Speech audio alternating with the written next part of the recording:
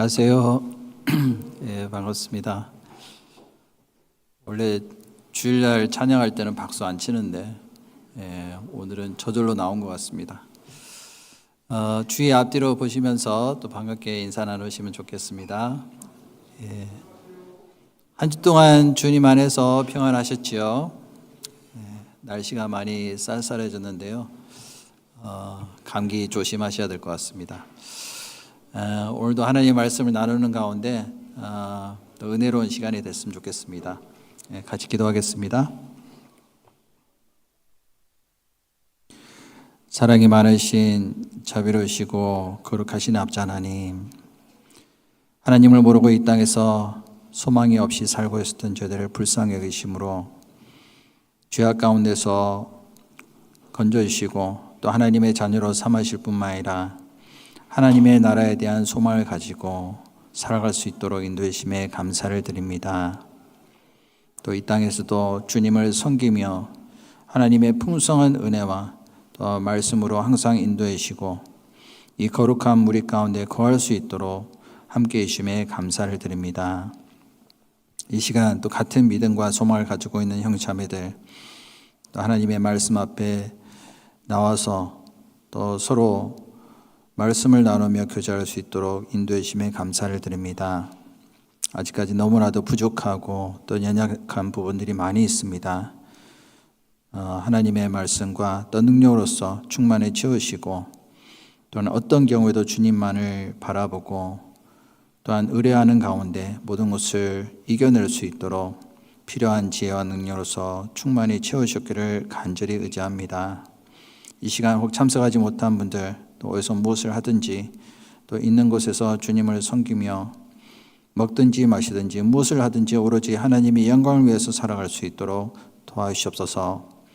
이 시간 또 마치는 시간까지 주 성령께서 친히 인도하시고 도와주기를 간절히 의지하오며 예수님의 이름으로 감사하며 기도드렸습니다. 아멘. 다 같이 성경 말씀 시편 145편을 찾아보겠습니다. 시편 145편 1절부터 9절 말씀을 찾겠습니다.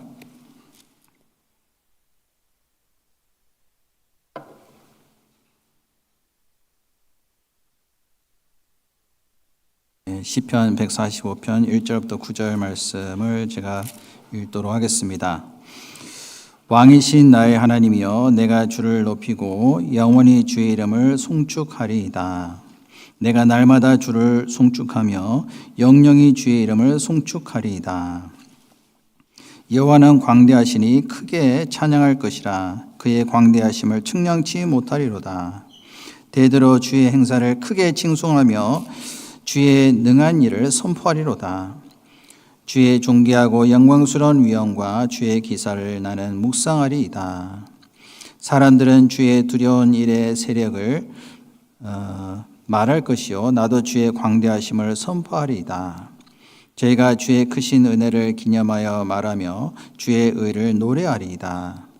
여호와는 은혜로우시며 자비하시며 노하기를 더디하시며 인자하심이 크시도다. 여호와께서는 만유를 선대하시며 그 지으신 모든 것에 긍휼을 베푸시는도다.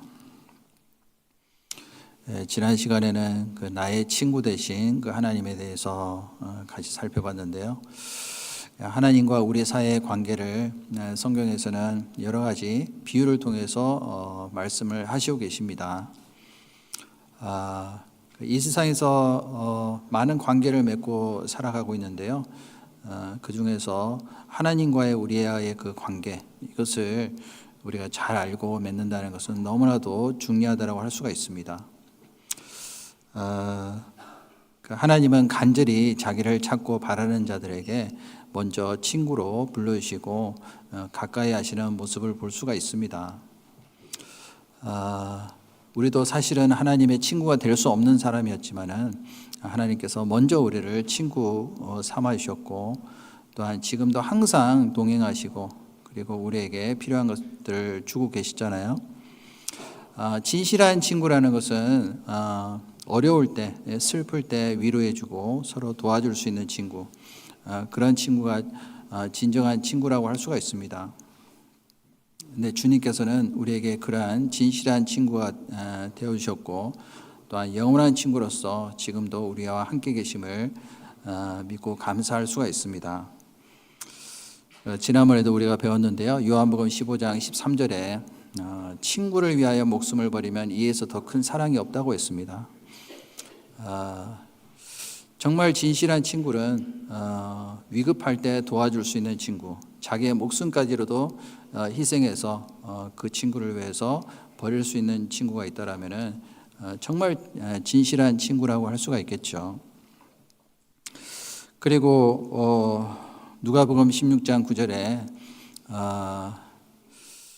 그 불의의 제물로 친구를 사기라는 그런 말씀도 있잖아요. 불의의 제물이라는 것은 이 세상에 없어질 여러 가지 가치 없는 것들을 가리키고 있습니다. 그것을 희생해서 영원한 하나님 나라에 들어갈 수 있는 친구를 사귄다라면 그만큼 가치 있는 일은 없을 거라고 생각합니다. 그리고 그것을 통해서 결국에는 하나님께서 영광을 받으실 것을 말씀하셨습니다. 너희가 과실을 많이 맺으면은 아버지께서 영광을 얻으신다라고 말씀하셨잖아요. 지금도 하나님을 모르는 많은 사람들 있잖아요. 그 사람들에게 복음을 전해서 친구를 사귄다라면은 그것이 가장 하나님께 영광 돌릴 수 있는 그러한 일이기 때문에 그것을 위해서 불의의 제물로 친구를 사귀라고 말씀하셨습니다.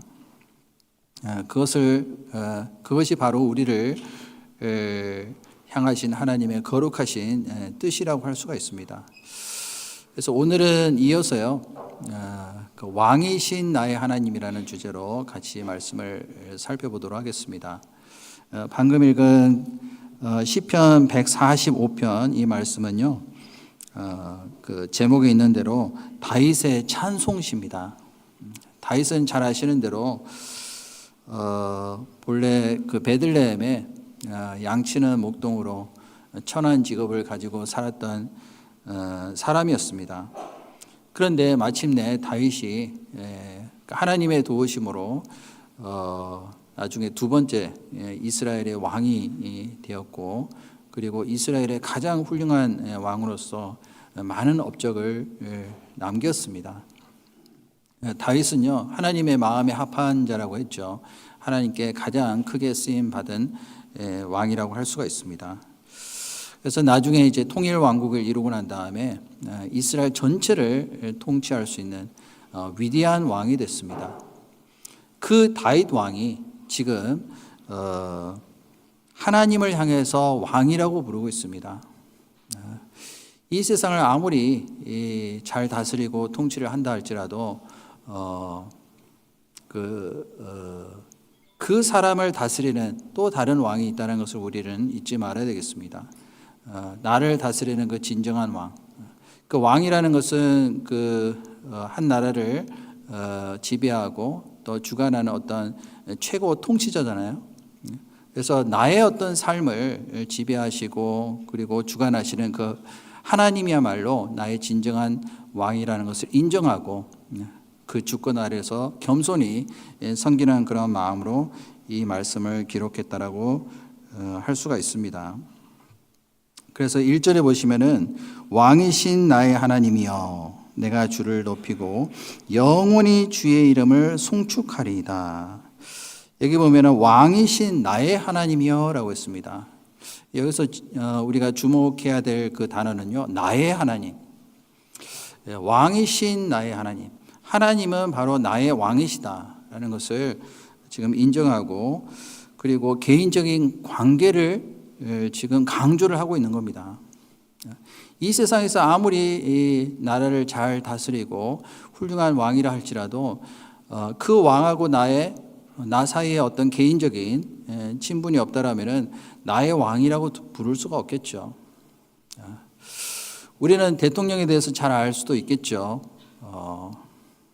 TV를 통해서 또는 인터넷 매체를 통해서 대통령이 어떤 사람인지를 우리는 잘 알 수도 있죠. 하지만 개인적인 친분은 없잖아요. 한 번도 만나본 적도 없고. 그리고 대통령이 나를 과연 알까? 전혀 모를 수도 있잖아요. 그러면 나의 왕으로 부를 수가 없는 겁니다. 그런데 이 다윗은요, 하나님과의 어떤 친밀한 교제, 그리고 개인적인 어떤 관계가 있기 때문에 하나님을 나의 왕이라고 부를 수가 있는 겁니다.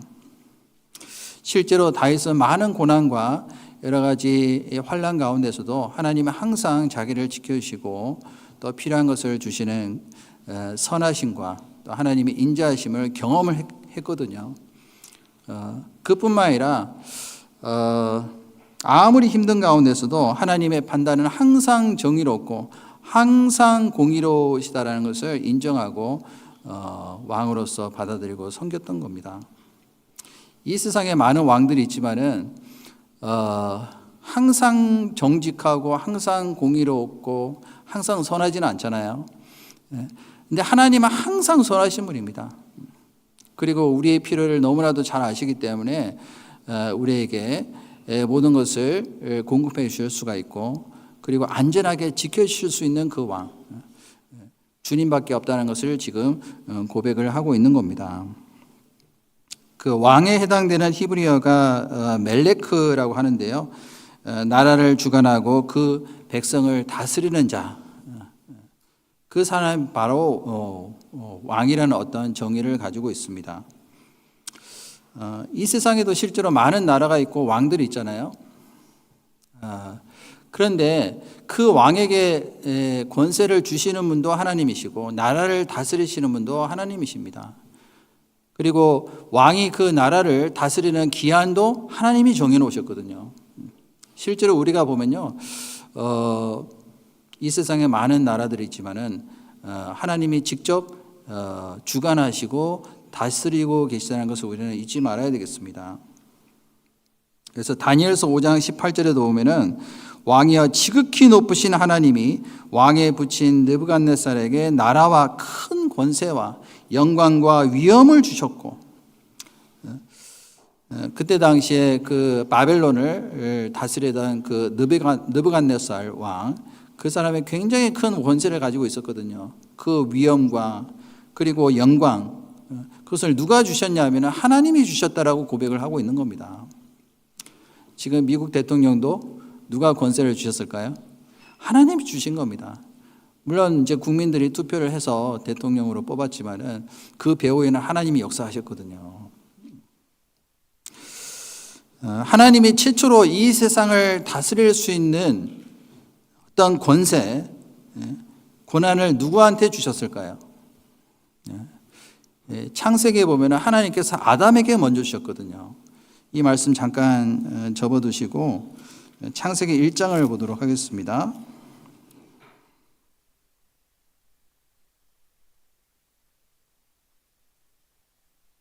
창세기 1장 28절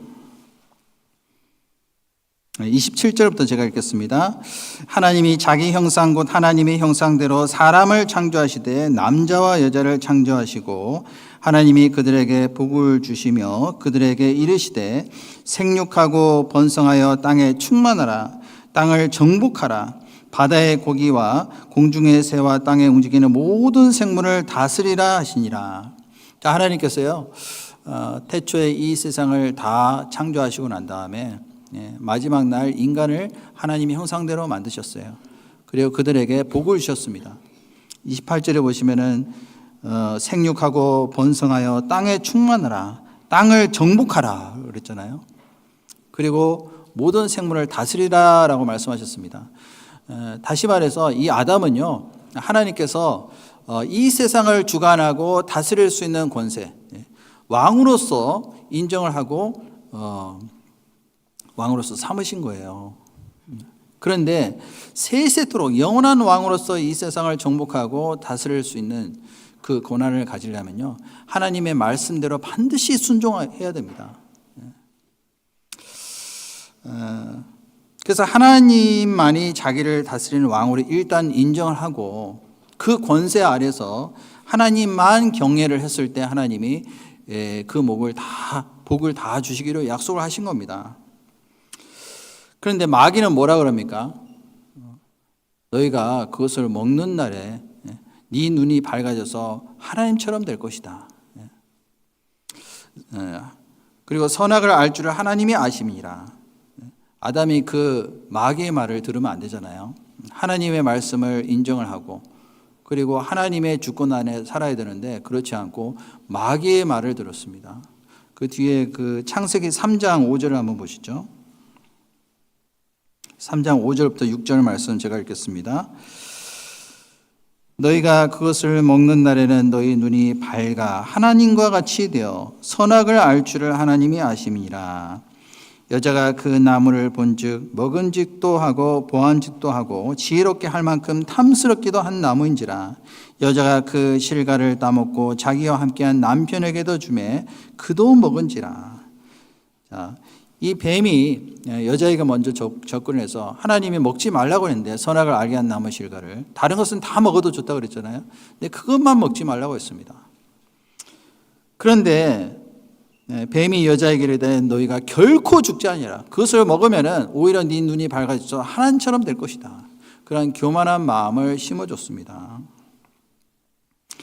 근데 그 말을 듣는다는 것이 문제잖아요.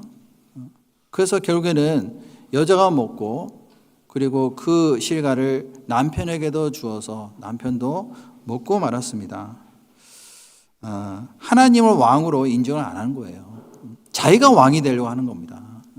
그런 마음으로 인해서 결국에는 하나님께서 약속하신 그 복이요 다 저주로 바뀌어 버리고 말았습니다. 왜냐하면 하나님이 정하신 선이 있거든요. 그 선을 넘어가면 안 되는데 넘어가 버린 거예요. 그래서 아담은요 단 한 번의 어떤 죄로 말미암아 왕이라는 신분과 위치를 완전히 잃어버렸습니다.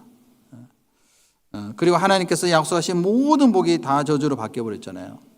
그전에는 얼마나 평안했을까요? 에덴 동산에서 자유와 그리고 하나님이 허락하신 그 안식 이런 것들을 다 누리고 있었는데 그 모든 자유와 행복과 그리고 안식이 순식간에 깨져버리고 만 겁니다. 그리고 여자에게는 잉태하는 고통을 더하셔서 자식을 낳는 그 수고, 그리고 남자에게는 종신토록 그 수고하여야지만이 그 소산을 먹을 수 있도록 하나님이 허락하셨습니다. 그래서 우리가 이렇게 고생을 하는 거잖아요.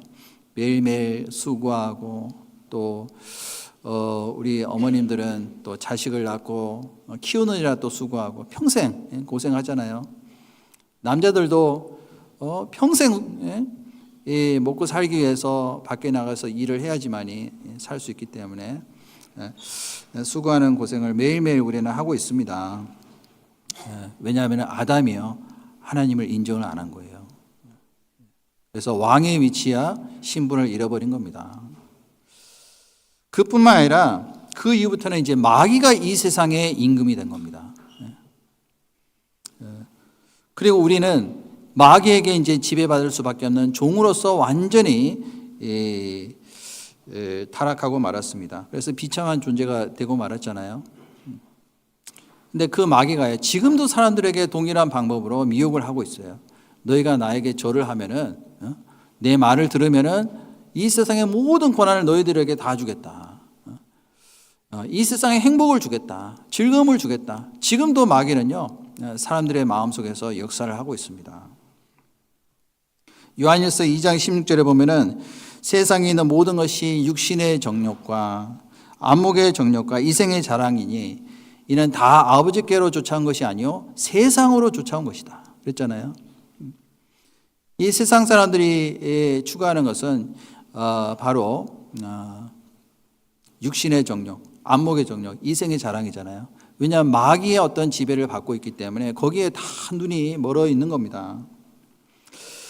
그런데 그 마귀가요 예수님도 시험을 했잖아요. 예수님도 동일한 방법으로 이제 세 가지 시험을 했는데요. 첫 번째 이 돌덩이를 떡덩이가 되게 하라 그랬잖아요. 그랬을 때 예수님이 뭐라고 그랬어요? 네가 진짜 하나님의 아들이거든 돌을 떡덩이가 되게 하라. 예수님은 기록되었으되 사람이 떡으로만 사는 것이 아니요 하나님의 입으로 나오는 모든 말씀으로 살 것이니라. 그 말씀으로, 기록된 말씀으로 이기셨습니다. 또 두 번째 마귀가 예수님을 이끌고 높은 곳으로 올라가게 해서 천하만국을 다 보여줬잖아요. 그래서 네가 나한테 절 한 번만 하면은 이 모든 것을 다 너에게 주겠다. 다시 말해서 아담이 범죄함으로 인해서 이 세상을 다스릴 수 있는 그 권한을 너에게 주겠다. 감히 어떻게 그렇게 말을 할 수가 있을까요? 한번 찾아볼까요? 누가복음 4장 5절.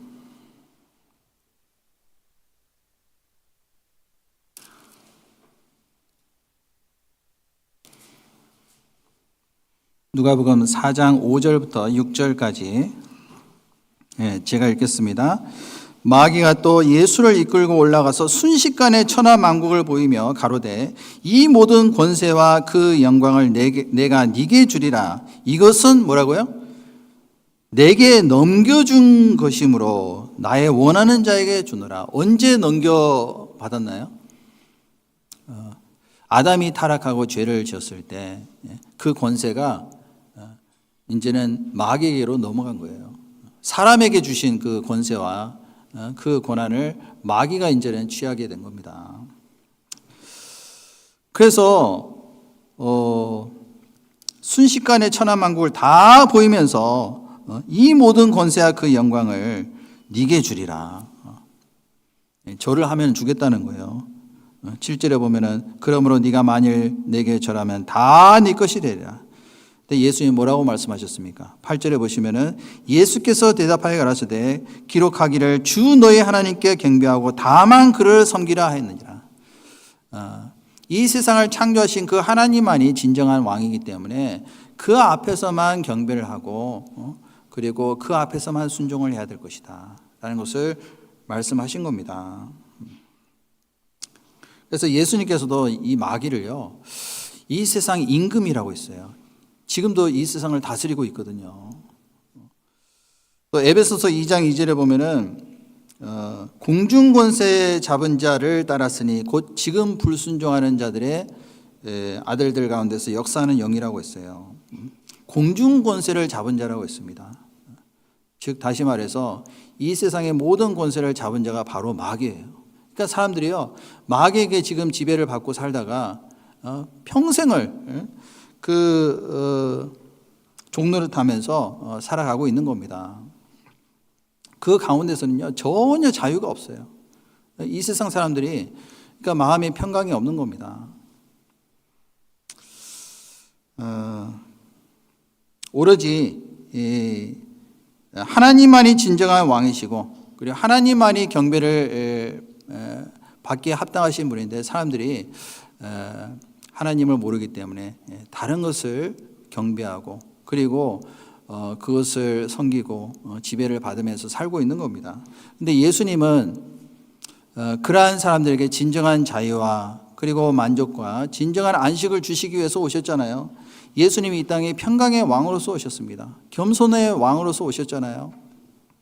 그래서 예수님만이 진정한 왕이시고 예수님만이 공중 권세를 잡은 자, 마귀의 권세를 깨뜨리실 수 있는 분이라는 것을 이 말씀을 통해서 우리에게 보여주신 겁니다. 그래서 예수님은 마귀의 시험을 다 이기신 분이잖아요.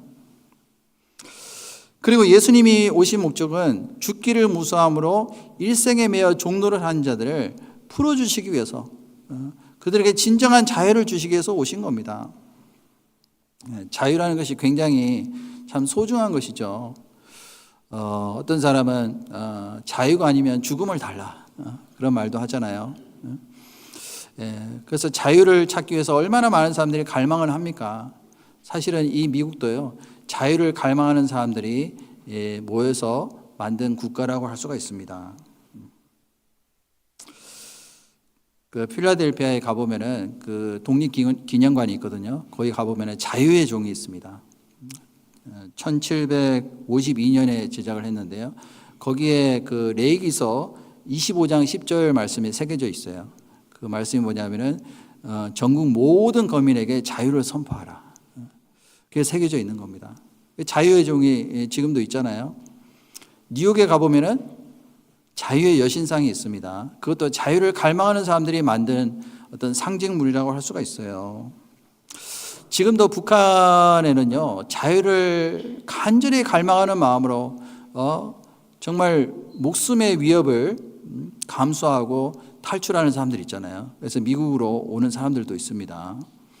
근데 미국에 온다고 그래가지고 진정한 자유를 누릴 수 있을까요? 이 세상에는 참 자유와 행복이 없어요.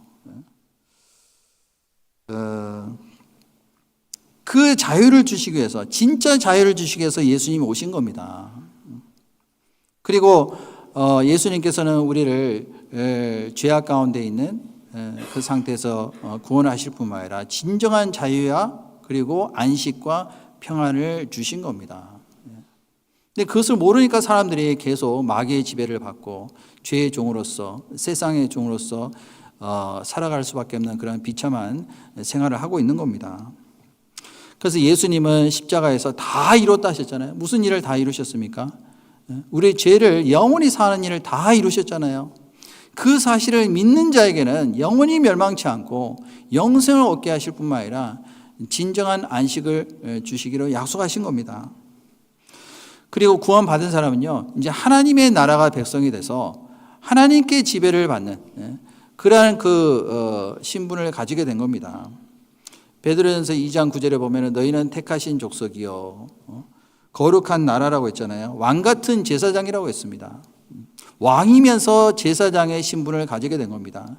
엄청난 특권을 우리에게 허락하신 겁니다. 그리고 거듭난 사람은요, 이미 그 속에 하나님의 나라가 이루어졌어요. 하나님의 나라가 여기 있다 저기 있다 뭐 보이는 것이 아니요, 하나님의 나라는 네 마음에 있다고 그랬잖아요. 누가복음 17장을 한번 보겠습니다.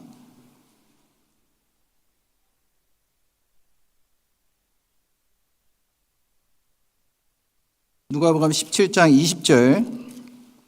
20절부터 21절까지 제가 읽겠습니다. 바리새인들이 하나님의 나라가 어느 때 임하니까 묻거늘 예수께서 대답하여 가라사대 하나님의 나라는 볼 수 있게 임하는 것이 아니요 또 여기 있다 저기 있다고도 못하리니 하나님의 나라는 너희 안에 있느니라. 하나님을 참 나의 왕으로서 진정한 왕으로서 모시고 사는 사람은요, 그 마음에 하나님 나라가 이루어졌다라고 할 수가 있습니다. 그리고 이제는 장차 올 진짜 하나님의 나라가 있잖아요. 지금은 눈에는 안 보이지만은 나중에는 확실히 우리가 눈으로 볼 수 있는 그 하나님의 나라가 임하게 될 겁니다. 그래서 그 영원한 하나님 나라를 사모하면서 살고 있는 사람은요, 마음에도 하나님 나라가 이루어진 겁니다. 그래서 하나님의 지배를 받으며 평강과 안전을 누릴 수가 있는 겁니다. 그리고 하나님의 나라는 먹는 것과 마시는 것이 아니요 오직 성령 안에서 의와 평강과 희락이라고 그랬잖아요. 그래서 하나님 나라는 먹는 것과 마시는 것이 아니다. 육신적으로 이렇게 누리는 것, 그것이 하나님 나라가 아니라 하나님의 나라는 성령 안에서 의와 평강과 희락이라고 했습니다. 우리는 이미 구원받은 사람은요, 하나님이 다스리시는 그 나라에 속해 있는 백성이라고 할 수가 있어요. 그렇기 때문에 어떠한 고난과 어려움이 와도 우리가 인내로서 감내할 수가 있는 겁니다. 베드로전서 1장 4절에 보면은 썩지 않고 더럽지 않고 쇠하지 아니하는 기업을 너희에게 있게 하시나니 너희를 위하여 하늘에 간직하신 것이라 그랬잖아요. 하늘에 간직하신 진짜 하나님의 나라가 있습니다. 그 하나님의 나라가 이제는 곧 우리 눈에 보이게 될 겁니다. 그래서 그 마음에 하나님의 나라가 이루어졌고 하나님 나라를 마음에 진정으로 소망을 두고 있는 사람은요, 그 사람의 삶의 가치 기준이 완전히 틀려지게 되어 있습니다. 왜냐하면 우리가 돌아보는 것은 보이는 것이 아니요 보이지 않는 것이라고 했잖아요. 보이는 것은 잠깐이요 보이지 않는 것은 영원함이라고 했습니다. 그 영원한 것을 추구하면서 살아가는 사람은요, 삶의 가치와 그리고 모든 판단의 기준이 이제 틀려질 수밖에 없습니다. 그리고 삶의 우선순위도 바뀌어지죠. 마태복음 6장 33절 잘 하시는 말씀이 있습니다. 너희는 먼저 그의 나라와 그의 의를 구하라. 그리하면 이 모든 것을 너에게 더하시리라고 했잖아요. 그래서 구원받은 사람은요, 하나님 나라를 마음에 두고 있는 사람, 진정으로 하나님 나라의 백성이 된 사람, 그리고 하나님을 진정으로 왕으로 삼고 섬기는 사람은요, 먼저 그의 나라와 그의 의를 구하는 가운데 살아갈 수가 있는 겁니다. 그래서 시편으로 다시 돌아가서요, 시편 145편 1절부터 2절 말씀 제가 다시 읽겠습니다. 왕이신 나의 하나님이여, 내가 주를 높이고 영원히 주의 이름을 송축하리이다. 내가 날마다 주를 송축하며 영영히 주의 이름을 송축하리이다. 이 145편에 보면은 송축하리이다, 이런 말씀들이 많이 기록이 되어 있죠. 주를 송축하며. 이 송축한다는 의미가 뭐냐면요, 그 히브리어로는 할랄이라고 합니다. 밝게 비춘다는 뜻이에요. 주님께로 받은 그 빛을 받아서 반사해가지고 다른 사람들에게 밝게 비춘다. 그런 의미가 바로 송축한다는 의미입니다. 하나님의 빛을 받은 사람만이 다른 사람에게 빛을 나타낼 수가 있겠죠. 왜냐하면 하나님은 빛의 근원이시기 때문에 그렇습니다. 그래서 다윗은요, 어떠한 환난과 어떠한 그 인생의 캄캄한 순간에도 하나님을 송축하는 가운데 그 빛을 발할 수가 있었던 겁니다. 그리고 145편 그 뒤에 보시면요, 13절을 보겠습니다. 13절부터 17절까지 제가 읽겠습니다. 주의 나라는 영원한 나라이니 주의 통치는 대대에 이르리이다. 여호와께서는 모든 넘어지는 자를 붙드시며 비굴한 자를 일으키시는도다. 중생의 눈이 주를 앙망하오니 주는 때를 따라 저에게 식물을 주시며 손을 펴사 모든 생물의 소원을 만족케 하시나이다. 여호와께서는 그 모든 행위에 의로우시며 그 모든 행사에 은혜로우시도다. 그런 이제 말씀을 하고 있는데요. 10절에 보시면은 그것으로 인해서 주의 지으신 모든 것이 주께 감사하며 주의 성도가 주를 송축하리다. 여기도 이제 송축한다는 그런 말씀이 있죠. 그래서 다윗은 실제로 이것을 경험을 한 겁니다. 하나님이 얼마나 선하시고 자비로우시고 은혜로우신 분인지 그것을 경험을 하고 왕으로서 인정을 하고 하나님께 송축하기로 마음의 고백을 한 겁니다. 근데 13절에 보면은 주의 나라는 영원한 나라라고 있잖아요. 이 세상에는 영원한 나라가 있나요? 영원한 나라는 없습니다. 영원한 왕도 없어요. 이스라엘이라는 나라도 영원할 수는 없습니다.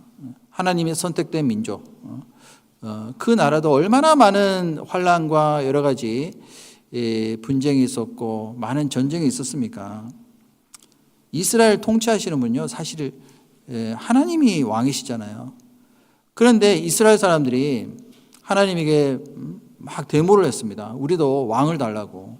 하나님이 그들의 왕인데 다른 나라들 보면서 아니 저들은 자기들 다스리는 왕인데 왜 우리는 왕이 없습니까? 그래서 왕을 세워달라고 이제 요구를 했죠. 그래서 사무엘 선지자를 통해서 첫 번째 왕을 세우셨는데 그 왕이 누굽니까? 사울 왕이잖아요. 근데 그 사울 왕이 잘 통치를 했습니까? 아니잖아요. 나중에 교만하게 돼서 하나님의 말씀에 불순종하게 됐잖아요. 그래서 결국에는 하나님께서 사울 왕을 폐하시고 두 번째 왕을 세우셨는데 그 왕이 바로 다윗 왕입니다. 그리고 다윗 왕 이후에 이제 솔로몬이 세 번째 왕이 돼서 통치를 했는데 나중에 어떻게 됐습니까? 몰렉신도 막 섬겼잖아요. 그리고 여러 가지 다른 신을 섬겼습니다. 이방 우상을 갖다 놨고 거기다 절을 하고. 그래서 결국에는요, 그 죄 때문에 나라가 둘로 쪼개져 버렸어요. 북이스라엘하고 남유다. 근데 북이스라엘에 19명의 왕이 있는데요, 다 악한 왕이었습니다. 그래서 결국에는 하나님께서 아수르라는 나라를 들어가지고 북이스라엘을 완전히 멸망시켜 버렸잖아요. BC 722년. 그 이후에 그 남유다도요, 선한 왕보다도 악한 왕이 훨씬 더 많았습니다. 그래서 결국에는 히스기야 왕 때, 시드기야 왕 때 하나님께서 그 바벨론이라는 나라를 들어가지고 이스라엘을 완전히 멸망시켜 버렸잖아요. BC 586년. 그러고 난 다음에 그 솔로몬이 지어놓은 그 화려한 그 성전도 완전히 무너지고 말았습니다. 성전 기명도 다 빼앗겨 버렸죠. 그리고 모든 이스라엘 백성들이요 다 포로로 잡혀갔습니다. 70년 동안. 그 과정에서 얼마나 많은 슬픔과 서름을 당했습니까? 지금 세상 나라들 한번 보세요. 참 행복과 만족이 있을까요? 요즘 세상에 보면요, 참으로 이 나라를 잘 다스리는 왕이 없어요. 진정한 지도자가 없습니다. 나라를 잘못 통치하게 되면요, 그 나라가 이제 망하는 경우도 많이 있거든요. 국가적으로도 사회적으로 얼마나 많은 문제가 있습니까? 최근에 그 베네수엘라 아시죠? 마두로 정권. 순식간에 무너져 버렸잖아요. 하나님이 미국을 사용해 가지고 무너뜨리신 것 같아요. 지금 이란도 마찬가지입니다. 그 지금까지 신정 체제, 그 하메네이라는 사람이 정권을 잡아 가지고 이 이란을 지금 그 다스리고 있는데요. 지금 이란 내에 엄청난 문제가 발생을 해가지고 계속 반정부 시위를 하고 있잖아요. 왜냐하면은 국민들이요 먹고 살 수가 없는 거예요. 너무 이 물가가 많이 올라가가지고 3배, 4배 오르는데 어떻게 살겠어요? 그래서 국민들이 못 살겠다. 차라리 뭐 총으로 맞아 죽으나 나중에 이제 굶어 죽으나 마찬가지니까 그냥 데모를 하는 겁니다. 반정부 시위하면서 얼마나 많은 사람들이 죽었습니까? 제가 뉴스를 보니까요, 지금까지 이 총으로 맞아서 죽은 사람만 2만 명이 넘는데요. 그렇게 많은 사람들이 희생을 당하고 있습니다. 그게 또 밖으로 새 나갈까봐 이 인터넷 그 통신 다 끊어버렸잖아요. 그런다고 뭐 사람들이 모를까요? 이란뿐만 아니라 전 세계적으로 봤을 때 나라를 잘 다스릴 수 있는 지도자가 없어요. 갈수록 이것이 심해질 겁니다. 기상이변이라든지 또는 경제적으로 대공황이 온다든지 또는 자연재해 이런 것들이 일어나니까요.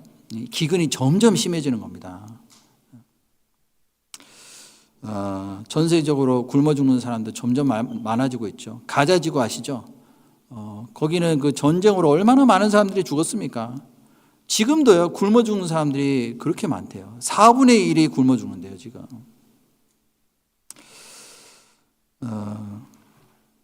그런데 조만간에 한 사람이 등장을 하게 될 겁니다. 내가 이 문제를 다 해결해 주겠다. 그 사람이 바로 적그리스도. 그래서 적그리스도가 나타나면은 강력한 방법으로 이 세상을 통치를 하게 될 겁니다. 중동에 이제 평화조약을 다 맺어가지고요. 야, 이제야 전쟁이 없는 나라가 되겠구나, 세상이 되겠구나. 사람들이 이제는 안심을 하게 될 겁니다. 근데 그게 가짜 평화거든요. 7년 동안 기한부 평화협정을 딱 맺는 겁니다. 성경에 기록이 되어 있습니다. 그리고 강력한 이제 세계 정부를 만들어서 이 세상을 이제는 잘 사는 세상으로 만들어 주겠다. 그렇게 이제 공언을 할 겁니다. 실제적으로 이 정치적인 문제, 경제적인 문제를 다 이제는 해결해 줄 겁니다. 그 적그리스도가. 그래서 많은 사람들이 이제 적그리스도를 환영할 거예요. 근데 그 적그리스도가요, 나중에 성전에 앉아가지고 자기가 하나님이라고 할 겁니다. 그러면은 이스라엘 사람들이 그때서야 이제는 우리가 속았구나. 그래서 이제 막 사람들이요, 막 도망가기도 하고, 그리고 그것으로 인해서 많은 사람들이 이제 엄청난 혼란에 휩싸이게 될 겁니다. 근데 이 세상을 아무리 잘 통치하고 다스린다 할지라도 이 세상에는요, 진정한 그 평안과 안전은요, 절대로 이루어질 수가 없어요. 예수님께서 이 세상의 끝에 지상 재림하셔가지고 결국에는 이 세상을 불로 심판하실 겁니다. 그것이 마지막 전쟁이거든요. 핵전쟁. 그 심판의 날이 지금 점점 다가오고 있습니다. 그런데 사람들이 그것을 모르고 있어요. 성경에 다 기록이 되어 있잖아요. 결국에는 전 인류가 이제는 핵전쟁으로 다 멸망을 하게 될 겁니다. 그 전에 지금 하나님은요, 마지막 기회를 주시는 거예요. 이 천국 복음이 모든 민족에게 전파되기 위하여 온 세상에 전파되리니 그제야 끝이 온다 그랬잖아요. 하나님의 백성이 이제 준비가 되잖아요. 그럼 하나님께서 이 세상에 인류 역사를 끝내십니다. 그리고 천년 왕국이 시작이 될 겁니다. 그리고 영원한 나라가 시작이 되는 거예요. 근데 성경에 보면요, 천년 왕국에 대한 말씀이 많이 기록이 되어 있거든요. 하나님의 나라는 이러한 모습이다라는 것을 구체적으로 말씀하신 내용이 이사야서 11장에 기록이 되어 있습니다. 이사야서 11장 한번 보실까요?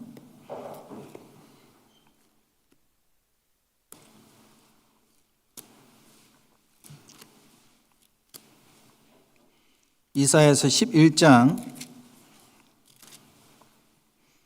6절부터 9절까지 제가 읽겠습니다. 이사야서 11장 6절부터 제가 읽겠습니다.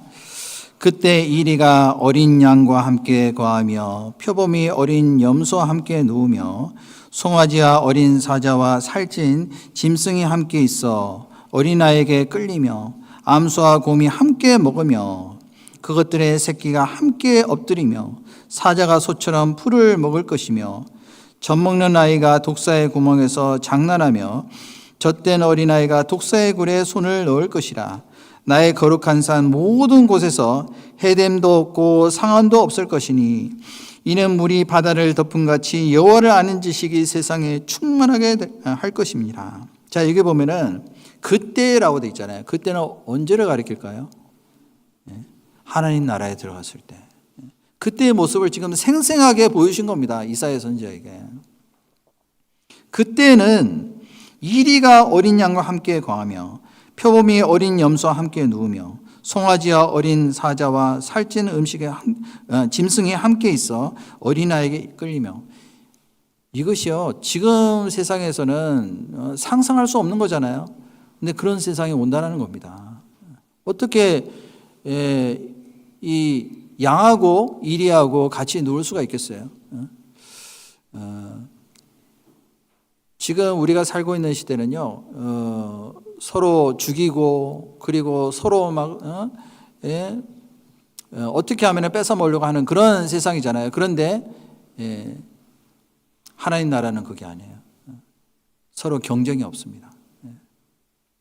그리고 하나님 나라는요, 저주와 죽음과 애통하는 것이나 눈물과 슬픔이 전혀 없는 곳입니다.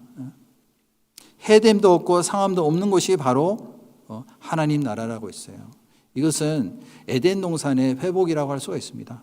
인간이 죄를 짓고 타락하기 전에 그 에덴 동산 그 모습을요 그대로 하나님이 회복시키시기로 우리에게 약속하신 겁니다. 그리고 더 이상 이제 하나님의 나라는요, 서로 시기하고 질투하고 또 다투거나 또는 싸우는 그런 것이 전혀 없고 오로지 하나님만을 찬양하고 하나님의 다스림을 받는 가운데 정말 평화스러운 그런 삶을 누리게 될 것을 말씀하시는 겁니다. 8절에 보면은 젖먹는 아이가 독사의 구멍에서 장난하며, 큰일 나잖아요. 지금 우리 시대 만약에 예를 들어서 독사의 구멍에다 손 넣으면 어떻게 되겠어요?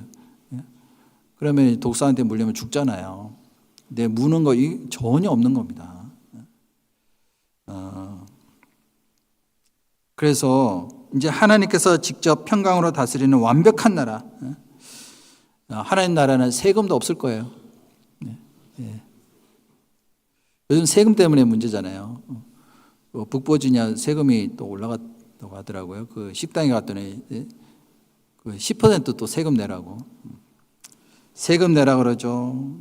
점점 이제 갈수록 좀 살기가 참 힘들어지는 그런 세상에 살고 있습니다. 근데 하나님 나라는 직장에 갈 필요도 없죠. 또 하나님 나라는요 병원이 없어요. 그런 줄 아세요? 질병이 없거든요. 아픈 것이 없으니까. 고통이 없는 겁니다. 병원이 필요가 없죠. 의사도 필요 없고. 그리고 하나님 나라는 경찰도 필요가 없어요. 왜냐하면 범죄가 없거든요. 하나님 나라는 학교가 있을까요? 학교 없습니다. 여기 학생들 많이 있는데 좋으시죠? 학교 갈 필요 없어요. 계속 방학이야, 그냥 방학. 그리고 하나님 나라는 밤이 없어요. 잠잘 필요가 없거든요. 그리고 하나님 나라는요, 화장실이 없어요. 화장실 안 가도 돼요. 제가 아주 어렸을 때 꿈을 꿨는데요, 천국에 간 거예요. 천국에 갔는데 갑자기 시가 내려가지고 아무리 화장실을 찾아보는데 화장실이 없는 거예요. 근데 천국이 그 깨끗한데 아무데다 쉬할 수는 없잖아요. 그래서 그 자리에서 그냥 쌌습니다. 일어났더니 축축해졌더라고요. 그래서 저희 어머니한테 아니 다 큰 애가 왜 그 옷에다가 쌌냐고. 그래서 제가 자초지종을 다 말씀드렸거든요. 천국에 갔더니 화장실이 없는데 그러면 어떡합니까? 그랬더니 다시는 천국 가지 말라고. 그 이후로 천국에 안 갔는데요. 근데 걱정할 필요 있어요, 없어요? 이런 몸으로 가는 게 아니거든요. 하나님 나라는 완전히 변화된 모습으로 가는 겁니다. 영광스러운 몸, 그리고 완전한 몸, 죽지 않는 몸, 그런 몸으로 가는 겁니다. 그리고 9절에 보시면 나의 거룩한 산 모든 곳에서 해됨도 없고 상함도 없을 것이니 이는 물이 바다를 덮은 같이 여호와를 아는 지식이 세상에 충만할 것입니다. 이 여호와를 아는 지식이 충만해진다고 했거든요. 사실은 우리가 이 세상에 살면서 하나님에 대해서 잘 모르는 부분들이 많이 있잖아요. 저도 이제 성경 읽다 보면 이게 무슨 말씀인가 이해가 안 되는 부분이 저도 있습니다. 어떻게 100% 다 이해할 수가 있겠어요? 근데 그때는 다 이해가 되는 거예요. 내가 왜 이 세상에서 이렇게 고생하고 살며 왜 이런 가족을 만났고 왜 이런 사람 미워하는 사람도 있고 나를 못 살게 구는 사람도 있는데 왜 이런 문제가 생겼을까? 이해되지 못하는 부분이 있을 수 있거든요. 왜 나에게는 이런 고난이 있습니까? 나에게는 왜 이런 억울한 일이 있습니까? 그런데 이 하나님 나라 가면 그게 다 이해가 되는 겁니다. 왜냐하면 여호와를 아는 지식이 충만해지거든요. 그래서 주의 나라는 영원한 나라라고 했고 주의 통치는 대대에 이른다고 했습니다. 하나님의 통치는요, 과거에도 있었습니다. 현재에도 하나님이 사실은요, 우리 마음을 통치하고 계십니다. 왜냐하면 우리 마음에 하나님 나라가 이루어졌잖아요. 그리고 영원히 우리를 통치하시기로 약속하신 겁니다. 다윗은 그 하나님에 대해서 지금 찬양하고 그리고 송축하고 있는 겁니다. 그래서 시편 다시 돌아와서요. 시편 145편 15절을 보겠습니다. 15절.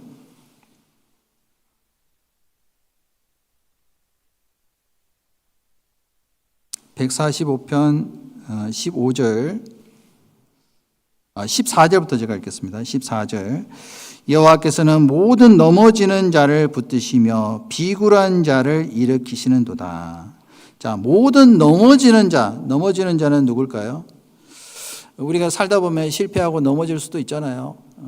그리고 실족할 수도 있습니다. 근데 그 모든 넘어지는 자, 실패하는 자를 붙드신다고 했어요. 낭망할 수도 있잖아요. 그리고 쉽게 넘어질 수 있습니다. 그런데 그 모든 자를 붙드신다고 했어요. 또 비굴한 자를 일으키시는도다. 비굴한 자라는 것은 억울하게 압제를 받는 사람, 고통을 받는 사람, 그런 사람들도 하나님이 다 일으키십니다. 우리가 실패하고 넘어질 때 우리의 진정한 왕이신, 나의 왕이신 그 하나님은요, 외면하지 않으십니다. 우리를 다 지켜보시고 그리고 돌보시는 겁니다. 그리고 15절에 보면은 중생의 눈이 주를 앙망하오니 주는 때를 따라 저에게 식물을 주시며, 하나님은 모든 만물에게 필요한 것을 때를 따라 공급해 주시잖아요. 그리고 자기 그 백성들을 하나님이 정말 은혜롭게 자비로우신 그 손길로서 다 우리에게 필요한 것을 주시는 겁니다. 사실은요, 우리가 단 한순간이라도 하나님의 은혜가 아니면 살 수가 있을까요? 은혜라는 것은 선물이잖아요. 거저 주시는 하나님의 그 은혜, 우리는 매일매일 공급하면서 살고 있는 겁니다. 공기를 안 주시면 우리가 어떻게 살겠어요? 물이 없으면 우리가 어떻게 살겠습니까? 하나님의 은혜가 아니면 우리는 존재할 수도 없는 겁니다. 그래서 16절에 보면은 손을 펴사 모든 생물의 소원을 만족해 하시나이다. 하나님은 우리의 소원을 다 아시죠. 우리가 무엇을 원하는지 하나님은 다 우리의 마음을 아시기 때문에 그 소원으로 만족해 하신다고 했습니다. 그 긍휼에 풍성하신 그 하나님이 우리에게 얼마나 많은 것을 주시고 그리고 지금도 누리게 하십니까? 또 17절에 보면은 여호와께서는 그 모든 행위에 의로우시며 그 모든 행사에 은혜로우시다 라고 말씀하셨어요. 그 모든 행위에 의로우시다라는 것은 무엇을 의미할까요? 하나님의 그 공의로운 판단은 항상 정직하고 항상 옳다라는 거예요. 이 세상의 왕들은요, 뭐 잘못 판단할 수도 있잖아요. 실수할 수도 있습니다. 그래도 국민들은 그냥 따라갈 수밖에 없는 그런 상황이 있는 겁니다. 어쩔 수 없이 지배를 받는 거잖아요. 그런데 하나님의 공의는 항상 옳은 거예요. 항상 옳은 판단으로 우리를 이끄시고 그리고 우리를 주관하시는 겁니다. 그래서 그 모든 행사에 은혜로우시도다 라고 했어요. 은혜로우시다라는 것은 변함없이 그리고 차별 없이 우리에게 다 주신다는 겁니다. 그게 하나님의 나라예요. 하나님 나라를 통치하시는 그 왕의 모습을 지금 말씀하시고 있는 겁니다. 근데 그 하나님 나라에 들어가려면 어떻게 해야 될까요? 그 하나님 나라에 들어갈 수 있는 조건은 딱 한 가지밖에 없습니다. 요한복음 3장 3절에 사람이 거듭나지 않으면 하나님 나라를 볼 수 없느니라. 자, 거듭난다는 그 단 하나의 조건을 우리에게 주신 겁니다. 근데 거듭나지 않으면 어떻게 된다는 거예요? 하나님 나라에 들어갈 수도 없다는 얘기예요. 볼 수 없다는 것은 들어갈 수 없다는 그 말씀보다도 훨씬 더 강한 표현입니다. 사실은요, 하나님 나라에 들어갈 수 있는 조건을 굉장히 하나님이 쉽게 해놓으셨어요. 거듭난다는 것은 믿음으로 되는 거잖아요. 나의 행위나 또는 나의 의로운 어떤 선행으로 되는 것이 아니라 하나님께서 해놓으신 그 사실을 믿고 의지함으로 드러나는 것이 바로 거듭나는 겁니다. 그건 단 한 번의 경험이에요. 근데 거듭나기 위해서는 어떻게 해야 될까요? 자기가 거듭나지 못했다는 것을 알아야 되겠죠. 그 말씀을 예수님이 니고데모에게 말씀하신 거예요. 유대의 랍비면서 그리고 바리새인이라고 하는 사람, 율법을 철저히 지킨다고 자부하는 사람에게 하신 말씀이에요. 너는 지금 거듭나지 않았기 때문에 하나님 나라에 들어가기 위해서는 반드시 거듭나야 된다. 그 말씀을 하시는 겁니다. 근데 거듭나려면요, 하나님 앞에서 내가 정말 더러운 죄인이라는 것을 깨닫고 그리고 간절히 구원받기를 원하는 마음이 있어야 됩니다. 그래서 하나님 나라는 누구에게 먼저 허락하시느냐 하면은 어린아이 같은 사람에게 허락하시는 거예요. 마가복음 10장을 보겠습니다. 마가복음 10장.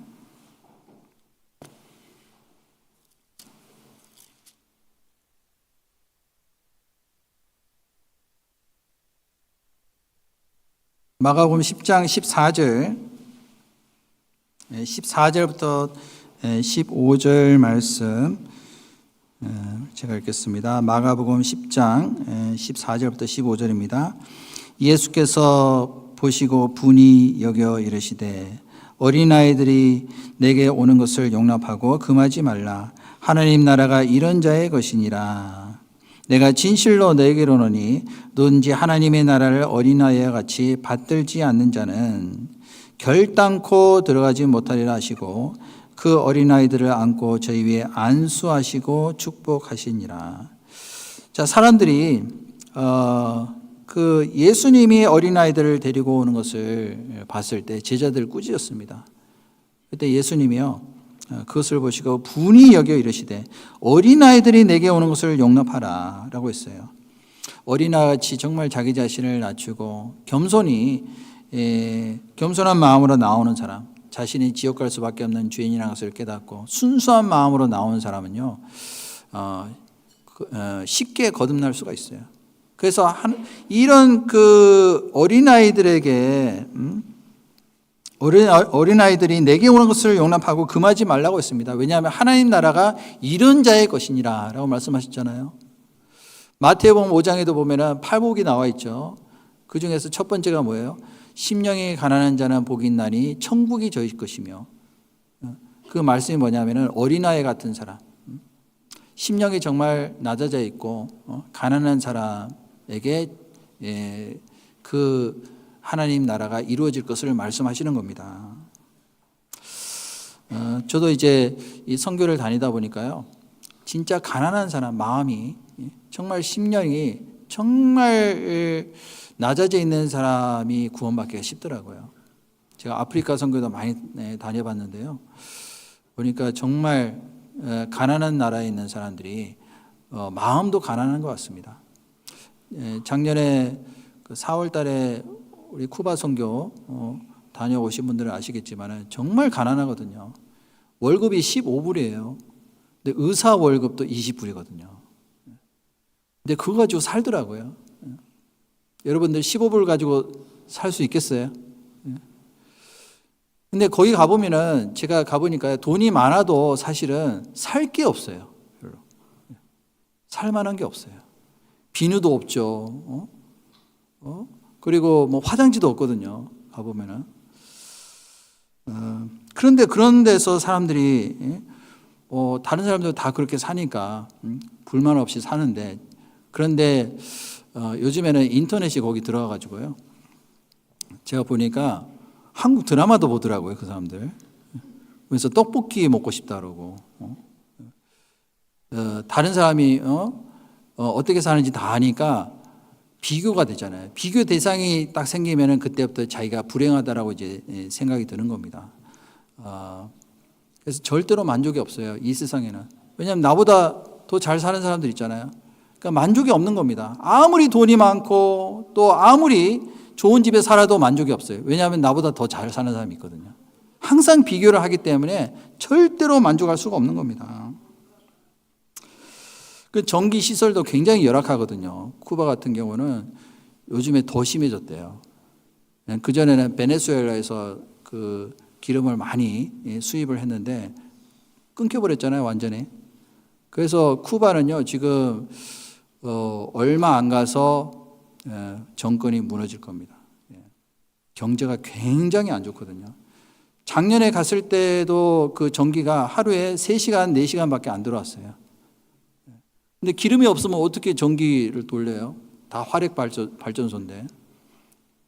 그럼 전기가 안 들어오잖아요. 그럼 모든 그 생활에 필요한 모든 것들이 다, 수도도 안 들어옵니다. 다 끊기는 거예요. 그러면은 자연적으로 이 나라가 완전히 망할 수밖에 없는 그런 상태에 있는 겁니다. 그런데 이 삶이 가난하니까 사람들의 마음이 순수하더라고요. 얼마나 순수한지 모릅니다. 아이들도 얼마나 말씀을 잘 듣는지 몰라요. 2살짜리, 3살짜리도 1시간만 꼬박 앉아가지고 듣더라고요. 그 집회 말씀도 얼마나 집중해서 잘 듣는지 모릅니다. 그래서 이 다른 나라, 그 가난한 나라 보면요, 정말 육신적으로는 비참하고 너무나도 못 살지만은 그 심령이 가난하기 때문에 복음을 잘 받아들이고 구원받는 것도요, 정말 쉽게 받습니다. 예수님께서도 가난한 자에게 복음이 전파된다라고 했습니다. 야고보서 2장 5절에도 보면 하나님이 세상에 대하여는 가난한 자들을 택하사 믿음에 부유하게 하신다는 그런 말씀이 있거든요. 가난한 사람을 하나님이 택하신다고 말씀하셨어요. 그리고 자기를 사랑하는 자들에게 약속하신 나라를 위협으로 받게 하셨느니라.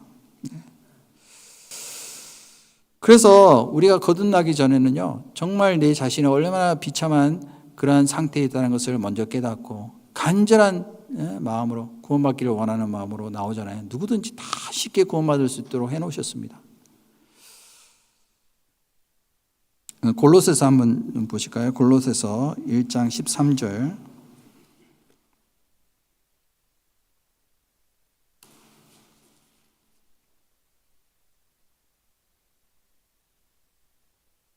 골로새서 1장 13절부터 14절 찾으셨으면은 한 목소리를 같이 읽도록 하겠습니다. 그가 우리를 흑암의 권세에서 건져내사 그의 사랑의 아들의 나라로 옮기셨으니 그 아들 안에서 우리가 구속 곧 죄사함을 얻었도다. 그는 누구를 가리킬까요? 그가 예수님을 가리키고 있습니다. 골로새서의 주제가 예수님이거든요. 예수님이 우리를 흑암의 권세에서 건져내사 그의 사랑의 아들의 나라로 옮기셨으니, 그러니까 우리의 나라는 더 이상 이 세상이 아닌 겁니다. 우리의 시민권은 곧 하늘에 있는지라 거기로서 우리를 구원하는 자 예수 그리스도를 기다린다고 그랬잖아요. 그래서 흑암의 권세에서 우리는 건짐을 받았고 이제는 그 사랑의 아들의 나라, 바로 하나님 나라를 가리키고 있습니다. 하나님이 영원히 통치하시는 그 나라, 그 나라로 옮기셨으니 그 아들 안에서 우리가 구속 곧 죄사함을 얻었도다. 구원이라는 뜻은 죄사함이라는 뜻이잖아요. 거듭났다는 것도 죄사함을 받았다는 뜻입니다. 다 같은 의미입니다. 그리고 하나님이 우리를 구원하신 목적은 더 큰 영광을 주시기를 원하시는 거예요. 마귀에게 빼앗긴 그 왕권을 우리에게 다시 주시기로 약속하신 겁니다. 그래서 하나님 나라에 들어가면은요, 구원받은 사람은 다 왕노릇 한다라고 말씀하셨어요. 지금도 영적으로는 왕과 같은 제사장이라고 말씀하셨습니다. 그래서 우리는요, 그런 자부심이 있어야 돼요. 하나님이 이제는 나에게 왕권을 주셨구나. 내 삶을 참으로 다스리시는 그 하나님의 왕이 되셔서 우리에게 또 그 영광을 주시기로 약속하신 겁니다. 하나님이 우리를 구원하실 뿐만 아니라 더 큰 영광을 주시기 위해서 예수님이 오신 겁니다. 또 시편 145편 다시 돌아가겠습니다. 145편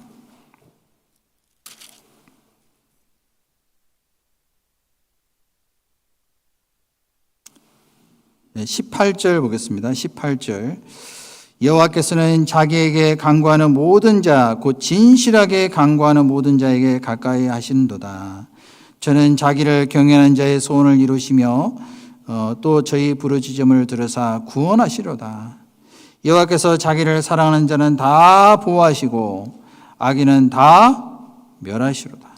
자, 18절에 보면은 여호와께서는 누구를 가까이 하신다고요? 진실하게 간구하는 모든 자에게 가까이 하신다라고 하셨어요. 평강의 왕이신 그 주님을 가까이 하면요, 내 마음에 진정한 평강과 그리고 안식을 주십니다. 겸손의 왕이신 주님을 가까이 하면은 어떤 경우에도 겸손한 마음으로 주님을 따를 수가 있습니다. 지혜의 왕이신 주님을 가까이 하면 어떤 사람보다도 지혜로워질 수가 있습니다. 사람은요, 누구를 가까이 하느냐에 따라서 그 사람의 마음의 상태와 그리고 인생이 완전히 바뀌어지는 거예요. 그런데 다윗은 18절에 보시면은 여호와께서는 자기에게 간구하는 모든 자, 곧 진실하게 간구하는 모든 자에게 가까이 하신다고 했습니다. 지혜로운 자와 동행하면 지혜를 얻고 미련한 자와 사귀면 해를 얻느니라. 우리는 이 세상에서 가장 지혜로우신 분이 누구죠? 예수님이시잖아요. 예수님이 왕이 되셔서 나와 함께 하시고 그리고 나와 동행하신다는 사실을 잊지 않고요, 항상 그것을 사모하면서 가까이 따라가야 됩니다. 그 시편 73편 28절에도 보면은 하나님께 가까이함이 내게 복이라. 내가 주 여호와를 나의 피난처로 삼아 주의 모든 행사를 전파하리로다. 하나님께 가까이함이 내게 복이라고 했어요. 실제로 그 예수님의 제자 중에서 예수님을 특별히 가까이 따르는 세 제자가 있습니다. 베드로, 야고보, 요한. 이 세 제자는요, 특별한 그 특권을 받았습니다. 주님을 누구보다도 가까이 따라갔거든요. 그래서 주님을 따르는 가운데 더 많은 것을 보고 더 많은 것을 체험할 수가 있었습니다. 예수님이 변화산에 올라가실 때 세 제자만 데려가셨잖아요. 베드로, 야고보, 요한. 가장 가까이 따라갔거든요. 예수님이 겟세마네 동산에서 기도하실 때도 세 제자만 데려가셨습니다. 베드로, 야고보, 요한. 그리고 이 세 사람은요, 초대교회의 기둥이 됐습니다. 말씀을 전할 때 가장 많은 복음의 역사가 일어났습니다. 베드로, 야고보, 요한. 특히 야고보는요, 12사도 중에서 가장 먼저 순교를 당했습니다. 목배임을 받아서 순교를 당했잖아요. 그것을 영광으로 생각했습니다. 그래서 그것이요, 사실은 우리에게 주신 엄청난 특권이며 복이라는 것을 우리는 잊지 말아야 되겠습니다. 우리도 하나님을 정말 가까이 따르면요, 하나님은 우리에게 더 많은 것을 보여주십니다. 근데 하나님을 어떻게 하면 가까이 따를 수 있을까요? 이 말씀이 바로 하나님이라고 했으니까 말씀을 가까이 하는 사람이 정말 하나님을 가까이 할 수 있는 사람이라고 할 수가 있어요. 그리고 진실하게 간구하는 사람, 기도로서 우리는 하나님을 가까이 모실 수가 있는 겁니다. 그런 사람이 하나님께서 하시는 모든 행사를 항상 감사함으로 찬양할 뿐만 아니라 하나님께 대해서 송축할 수가 있는 겁니다. 그래서 시편 145편 3절 4절 말씀 같이 읽겠습니다. 여호와는 광대하시니 크게 찬양할 것이라. 그의 광대하심을 측량치 못하리로다. 대대로 주의 행사를 크게 칭송하며 주의 능한 일을 선포하리로다. 우리 잘 아시는 말씀 있죠? 시편 118편에 보시면은 내가 죽지 않고 살아서 여호와의 행사를 선포하리로다. 여기 있죠? 우리가 살아있는 그 목표는 여호와의 행사를 선포하기 위해서. 여기도 보면은 4절에 대대로 주의 행사를 크게 칭송하며 주의 능한 일을 선포하리로다. 우리는 이 세상에 남아있는 이유는 뭐냐면은 하나님의 행사를 선포하기 위해서, 하나님 나라를 전파하기 위해서 이 땅에 남아있다는 것을 우리는 잊지 말아야 되겠습니다. 그래서 구원받은 그리스도인들은요, 이 세상에 있는 동안에 하나님께서 하시는 행사, 그리고 하나님 나라를 전파하기 위해서 우리는 희생을 마다하지 않아야 됩니다. 그것을 위해서 우리는요, 서로 동력하고 서로 합심하고 서로 수고하고 그리고 함께 복음을 전하는 일을 위해서 우리는 끝까지 달려갈 길을 마쳐야 됩니다. 왜냐하면 그것이 우리의 사명이기 때문이었습니다. 예수님도요, 하나님 나라를 전파하기 위해서 얼마나 많은 곳에 다니셨습니까? 각 촌과 마을과 그리고 많은 각성을 두루다니면서 하나님 나라를 반포하셨습니다. 예수님이 죽으시고 부활하신 이후에도 40일 동안 하신 일이 뭐예요? 하나님 나라를 전파하셨어요. 그리고 예수님께서 승천하신 이후에 제자들이 한 일이 뭡니까? 하나님 나라를 전파했잖아요. 그 과정에서 얼마나 많은 사람들이 희생을 당하고 그리고 순교를 당했습니까? 그 희생이 아니었으면 우리는 절대로 복음을 들을 수가 없을 겁니다. 근데 우리에게 복음이 전해진 이유는 뭐냐면 그런 희생이 있었기 때문에. 그리고 많은 사람들이 복음을 위해서 함께 동력하고 목숨을 아끼지 않았기 때문에 우리가 복음을 듣고 깨달았잖아요. 우리도 그렇게 해야 된다라는 것을 지금 말씀하시는 겁니다. 사도행전 28장 한번 보실까요? 사도행전 28장 30절.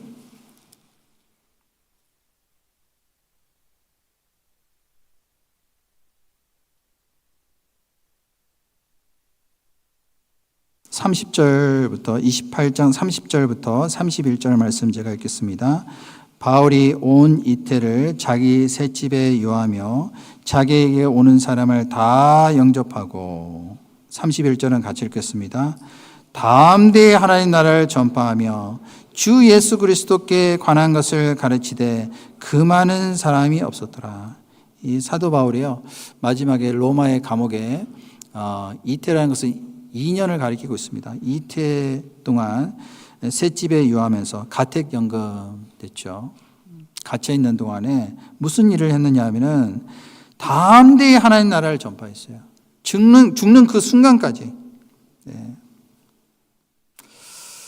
그래서 디모데후서 4장 7절에 보면 내가 선한 싸움을 싸우고 달려갈 길을 마치고 믿음을 지켰으니 이제 후로는 나를 위하여 의의 면류관이 예배됐으므로 주 곧 의로우신 재판장이 그날에 내게 주실 것이요 내게만 아니요 주의 나타나심을 사모하는 모든 자에게니라.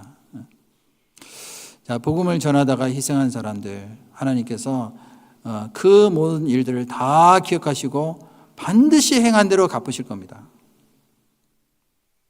그래서 우리에게 주실 영광과 의의 면류관도 하나님이 다 예비해 놓으신 거예요. 우리는 이 땅에 사는 목적은요, 하나님 나라와 그 백성을 예비하기 위해서 선한 싸움을 위한 군사로서 마귀에게 빼앗긴 그 영토를 되찾기 위해서 우리가 살고 있다는 것을 잊지 말아야 되겠습니다. 이 사단은요, 지금 마지막 때가 되면 될수록 더 최후의 발악을 합니다. 그래서 가면 갈수록요, 이 복음을 방해하는 그런 세력이 분명히 있습니다. 그래서 복음을 전한다는 것은 절대로 쉽지가 않죠. 근데 우리 가운데서 행하시는 분이 누굽니까? 하나님이시잖아요. 하나님이 왕이 되셔서 직접 지금 진두지휘 하시는 거예요. 그 주님의 그 가르침을 받아서 따라가는 사람은 분명히 승리하게 되어 있습니다. 디모데전서 6장 12절에도 보면 믿음의 선한 싸움을 싸우라. 영생을 취하라. 이를 위하여 내가 부르심을 입었나니 많은 증인 앞에서 선한 증거를 증거하였도다. 그 최후의 승리를 위해서 우리는 끝까지 싸워야 됩니다. 그래서 우리는요, 이 세상에 남아있는 동안에 싸워야 될 영적 전투가 있습니다. 매일매일 싸워야 돼요. 하나님 나라에 들어갈 백성이 이제는 점점점 다 차가고 있습니다. 이제 다 준비가 되잖아요. 그제야 이제는 하나님이 이 세상의 역사를 끝내실 겁니다. 주님 오실 날이 얼마 안 남았어요. 한번 주위에 한번 보세요. 이 세상이 돌아가는 것을 보면요, 진짜 심각합니다. 가면 갈수록 심상치 않는 그러한 세상에서 살고 있습니다. 빌립보서 2장 16절에 보면은 생명의 말씀을 밝혀 나의 다른 일도 헛되지 아니하고 수고도 헛되지 아니하므로 그리스도의 날에 나로 자랑할 것이 있게 하려 함이라. 그리스도의 날, 주님이 오시는 날 우리가 자랑할 수 있는 것은 그거밖에 없어요. 내가 주님을 위해서 수고했습니다. 내가 끝까지 달려갈 길을 마쳤습니다. 그것으로서 우리는요, 하나님 앞에서 자랑할 수 있어야 되겠습니다. 내일부터 이제 61구역 전도 집회가 있는데요. 그 4일 동안 짧은 기간이지만은 이번에도 말씀을 들으시는 분들 끝까지 말씀을 잘 듣고 구원받을 수 있도록 기도해 주고요. 그리고 거기에 직접 동참하지 못한다 할지라도 물질적으로 지원을 해주시고 관심을 가지시고 기도해 주시면은 분명히 좋은 결과가 있을 거라고 믿습니다. 또 2월 1일부터 대전도 집회가 있습니다. 올해 들어서 처음으로 하는 대전도 집회인데요. 그것을 위해서 미리 좀 준비하시고 계획하시고 또 주위에 있는 분들 인도하시면 좋을 것 같습니다. 그래서 이번 집회를 통해서 또 많은 분들이 말씀 듣고 구원받는 하나님의 크신 역사가 일어날 수 있도록 같은 마음으로 또 동참해 주시고 지원해 주시면 감사하겠습니다. 같이 기도하겠습니다.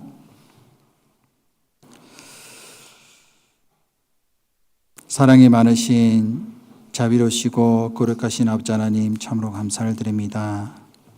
하나님을 모르고 이 땅에서 소망이 없이 살고 있었던 저희들을 불쌍히 여기심으로 구원해 주시고 또한 하나님의 나라의 백성으로 삼으실 뿐만 아니라 왕과 같은 제사장으로 삼으심에 참으로 감사를 드립니다. 주님 오실 날이 너무나도 가까운 이때 저희들을 거룩하게 구별시켜 주시고 오로지 복음을 위해서 함께 수고하고 또 하나님 나라를 전파하는 일을 위해서 함께 수고할 수 있도록 인도해 주심에 감사를 드립니다. 또 특별히 내일부터 있을 61구역 전도 집회, 이번에도 불쌍한 영혼들 주님께서 일일이 그 사람들 마음 가운데 역사해 주셔서 한 사람의 영혼도 잃지 않고 다 구원받을 수 있도록 끝까지 자비를 베풀어 주옵소서. 이 모든 일을 통해서 오로지 하나님의 선하신 뜻만이 나타나고 하나님의 영광만이 드러나기를 간절히 원합니다. 나머지 모든 시간도 주님께 의탁드리며 예수님의 이름으로 감사하며 기도드렸습니다. 아멘. 다 같이 찬송가 46장